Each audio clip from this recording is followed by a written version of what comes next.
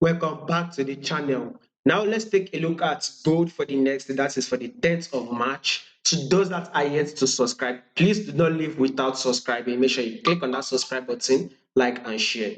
So let's take a look at this gold. Right.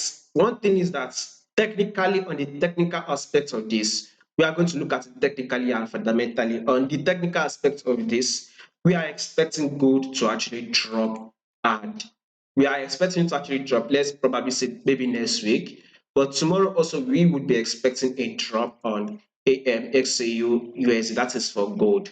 At the same time, we are expecting a major news tomorrow, which is very much likely to, control the movements. It's either this gold give us that bullish move upward, or we're very much likely to get that drop.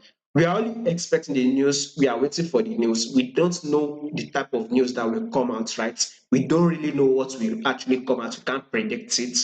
So, I mean, this is one of the reasons why I'm going to give an advice is stay out of the markets. Do not take your trade. It is better you preserve your capital. It is better you don't take any trade at all than for you to take a trade and lose your money, right? You will not want to lose your money, right? It is better you safeguard your profits or your capital so that to take a trade and lose your money. So when we take a look at this, we'll be expecting major news on GBP, on CAD, on JPY, on USD. The market tomorrow will be very, very crazy. One, and tomorrow is also the last day of the week. I mean, that it is not actually not a good time to actually take this trade. But technically, I expect gold to actually drop.